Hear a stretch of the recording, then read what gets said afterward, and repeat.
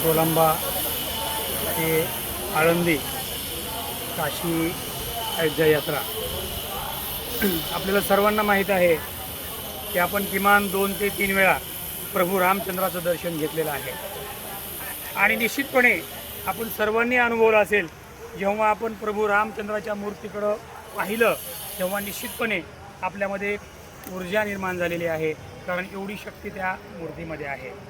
आणि हे सगळं निश्चितच मी म्हणेन की या नभाने या भुईला दान द्यावे, या नभाने या भुईला दान द्यावे, या मातीचं चैतन्य गावे, कोणती पुण्य येती फळाला, जोंधळ्याला ही चांदणे लखडून जावे, जोंधळ्याला ही चांदणे लखडून जावे। निश्चितपणे अशा पद्धतीचा हा यात्रा महोत्सव आणि या यात्रेचं आयोजन मी तर वारंवार सांगत असतो की पैसेवाले कितीही असतील पण दानत खूप कमी लोकांकडे असते। आणि निश्चितपणे आपण पाहतोय की आपल्या गावामध्ये नुसती यात्राच नाही तर गावामध्ये चालू असलेली जी कामं आहेत, सगळं गावाचं जे सध्या नियोजन चालू आहे हे पाहता निश्चितपणे श्रीकृष्ण पांडुरंग ढाकणे हा आपल्या गावासाठी निश्चितपणे एक हिराच जन्मलेला आहे असं मी म्हणेन। आणि श्रीकृष्ण पांडुरंग ढाकणे आणि गोविंद पांडुरंग ढाकणे यांच्या माध्यमातून आपल्यासाठी ही यात्रा या ठिकाणी आयोजित केली गेली। त्यांचे मानावे तेवढे उपकार निश्चितपणे कमीच आहेत, कारण आपल्यापैकी बरेचसे आपण बाहेर पडायचं म्हटलं की निश्चित विचार करतो किंवा अगदी कुटुंबीय मिळून जायचं म्हटलं तरी आपण ठरवतो, परंतु ते सक्सेस होत नाही। आणि या यात्रेच्या माध्यमातून आणि अजून एक महत्त्वाची बाब या ठिकाणी मी नमूद करतो की श्रीकृष्ण पांडुरंग ढाकणे आणि गोविंद पांडुरंग ढाकणे यांच्या माध्यमातून आपण जे 8 दिवस ही यात्रा केली, या यात्रेमध्ये सर्वांनी अगदी मनसोक्त आनंद घेतला, कारण आमच्या माता भगिनींना कुठलेही कामं वगैरे नव्हते।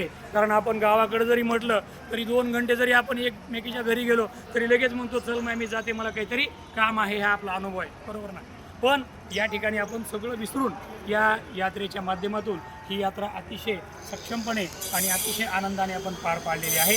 त्याचप्रमाणे मी या ठिकाणी आभार मानू शकतो। मी काही नावं घेईल परंतु हीच नावं नाही, या ठिकाणी प्रत्येकजण आभारच पात्र आहे।